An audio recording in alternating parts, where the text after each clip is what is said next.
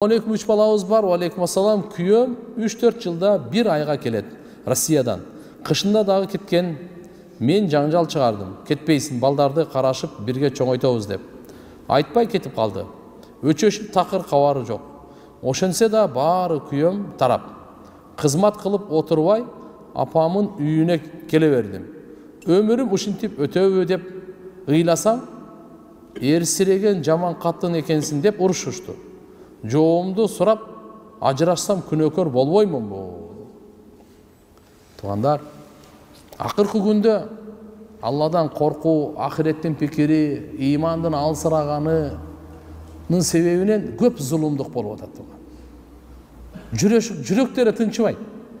Жашоого береке болбойт, тапканың эч түтпөйт. Бирөөнү какшатыпчы эч качан рахат таппайсың. Бирөөнү басмырлап ыззат таба албайсың, билип кой. Бирөөнү кордоп авторитет табам дегенчи, ал эшектин акылы. Жок да алда. Бирөөнү кордоп эч качан ааламда бирөөнү кордоп иззат тапкан эмес. Ошон үчүн карап туруп Алла Тааланын берген перзент улуу Алланын неаматтары. Буга шүгүр кылып, чогуу багып, чогуу чоңойтуп Алланын белеги. Акча колдун кири келет кетет. Бирок бала каяктан? Кыргызстанда иштесең деле болот, толтура эле. Бирок мындай кылган туура эмес да. Анан кийин бул эми ыйлап, 3-4 баласы болсо, ысык жан болсо, ар бир адамдын, эркектин дагы, аялдын дагы Алла Таалам жаратып койгон, коюп койгон кумар, ысык жандык деген, талап деген, рахат деген нерсе бар да. Айвандарда деле бар да, алчы. Ана мынандай кылып урушаган, эрсиреген жаман катын, бул таптакыр туура эмес. Ушундай сөз айткан өзү Алла Таала наразы боло турган сөз. Шайтан сүйүнө турган сөздөрдү айтып алып жүрөт да, сүйүнүп коюп. Мындай дебеш керек. Ошон үчүн иншалла мындай азыр акыркы күндөр өтө көп болуп кетти, эркектерге дагы, аялдарга дагы. Эркектерден көбүрөөк зулумдук болуп атат. Мындай кылып, раз үйлөндүңбү, жакшы кара. Пайгамбарыбыз айткан, Алланын аманатын алып атасың, үйлөнгөндөчү. Кабыл алдым дедиң го, никедечи, эсиңдеби? Алланын аманатын кабыл алдың. Кимдин аманатын? Алланын аманатын кабыл алдың. Кыянат кылба, жаман болосуң. Алланын аманаты бол. Алла Таалам берген бакыт менен алхамдулилля, бир күн ток болуп, шүгүр кылып, бир күн ач болуп, сабыр кылып жаша мына. Муса пайгамбар аялы менен 10 жыл ушундай жашаган. Кандай деген пайгамбар өмүрү бою. Ошон үчүн иншалла мындай кылбаш керек туугандар. Эртеге бул кайтар дүйнө, бала чакаңдан көрүп каласың. Ошон үчүн аманатка алхамдулилла Алла Таалам бергенде 3-4 бала бар экен, 3 бала бар экен. Жакшакай буларды неме кылыпчы. Анан акыркы күндө мындай 2-ден 3-төн 4-төн алып үйлөнүп, анан кумарын кандырып бир айдан кийин кайра таштап коюп, кордуктар дагы көбөйүп кетти, таксырлар.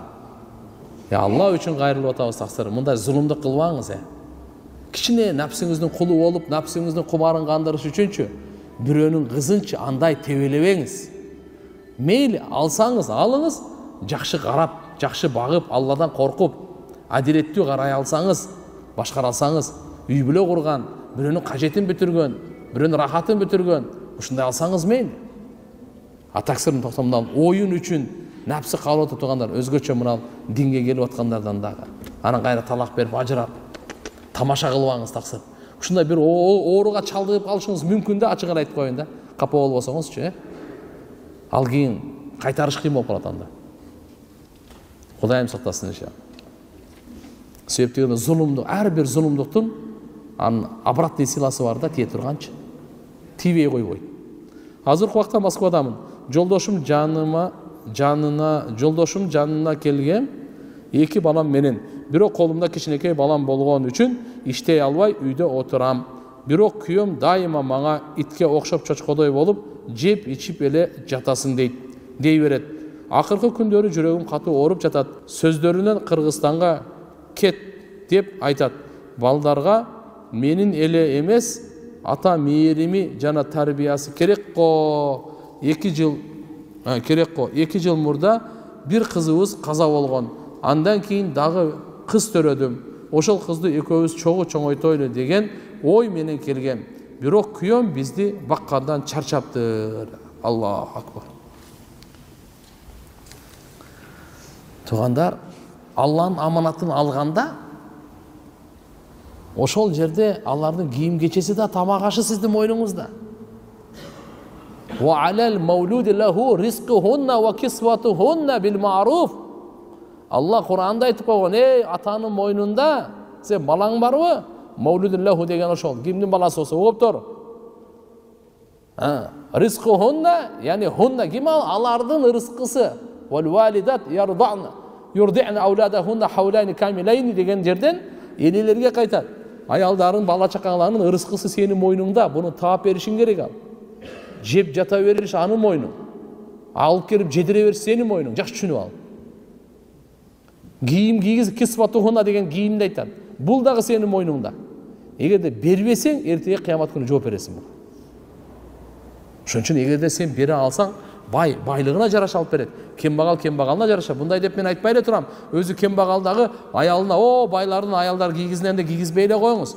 Өзүңүзгө жараша. Орточо болсо орточо, бай болсоңуз бай, кембагал болсо кембагал, эркекке карап туруп болот, билип коюңуз. Мына туугандар, мына нерсе бул таптакыр мээримге, райымга, исламдын талабына туура келбейт бул. Чогуу тим боло бир кыз өткөн болсо, кандай көңүлүн көтөрбөйсүз, бай. Эң жакшы мамилеге, эң ошо акчаны сарптаганга үй бүлөңүз турат биринчи очередте, билип коюңуз. Пайгамбарыбыз айткан, 1 сом сарптасаңыз, кулду азат кылганга. 1 сом сарптасаңыз, бейбечарага, кембагалга. 1 сом сарптасаңыз, Алланын жолуна. 1 сом сарптасаңыз, үй бүлөңүзгө. Соо кайсынысы артык дегенде, үй бүлөңүзгө деген билип коюң. Ушун үчөөнөн тең соо артык турат.